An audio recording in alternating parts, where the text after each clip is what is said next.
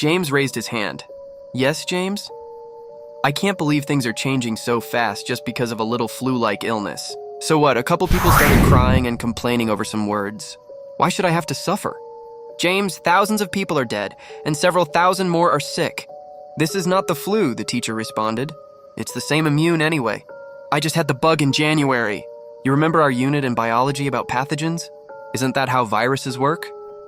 Well, James, the teacher answered, natural immunity does work for some viruses. Our T cells have better immune memory against some pathogens than others. Immune memory means that when a virus enters your body and attacks, a set of white blood cells has the job of remembering the virus, similar to when you see an old picture and memories come flooding back to you. These cells are supposed to remember the virus forever, so that if it comes back, your body can eradicate it quickly and easily. Kind of like your high school bully at your 20-year reunion, the teacher chuckled. But what you failed to remember is our unit on variants, she explained.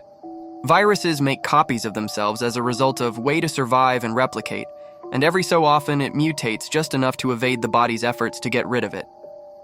That's why you need to do what the health officials tell you, James, so this pandemic doesn't last longer than it should. James said, okay, but then turned to me and whispered, that's a bunch of crap. These so-called variants are just some indoctrination tactics by these quacks they call doctors.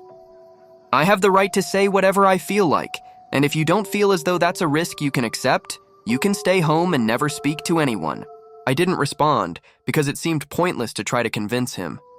James was too far cemented in his false belief that meningitis was nothing but an excuse for people with less emotional capacity than him to act like sissies. At the end of the day, we were sent home. Everyone in the classroom said goodbye, and a majority of the people were happy that school was canceled.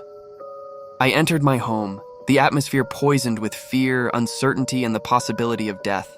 I went upstairs to my room and cried some more before coming downstairs to have dinner. The world was changing, and I didn't know if I'd survive the outcome. Later that night, I went to bed and fell asleep after hours of worrying. Later in the night, I woke up to a white light in the window that illuminated my room. I looked closer and saw a giant moth holding a lantern who had 2 eyes. I was terrified. "Who are you?" I exclaimed. "Behold, I am Levamoth," the creature yelled. "I am here to speak to you about the pandemic you have started." "Me?" I replied. "Yes," Levamoth said. "When you and your friends made the wish against that poor girl, you opened a portal to the underworld of evil and death. A portal from which I unleashed the virus that will quickly execute every person who speaks or behaves in a distasteful or inappropriate manner. Like the seeds of your toxic relationship, this virus will spread unmitigated like a fire lit by the ground in a drought, unless you and the individuals living in this city and country learn how to speak to each other with respect and behave in a Christian manner." I was shocked by what Levamoth was saying. I had blood on my hands. Thousands of people were dead because of me. "Wait, Levamoth, why didn't the ground start shaking until I made the wish?" "Because you are anointed, Chad," the moth said. "Your friends unlocked the door to the portal, but you opened it." He was right. There was nothing I could say to dispute him. I went right along with it. I gave in to peer pressure, I made the wish. So what do I do now? Follow the protocols. Social distance like the experts are saying. Don't behave in a mean manner. This is a test for you and all of humanity. If you and the world can be nice to each other, the pandemic will end. If not, many of you will die. It's as simple as that. Then the moth disappeared. Needless to say, Chad didn't sleep very well that night. He felt guilt about what he had done, but he still felt like he had to hang on to his friends because he didn't have many.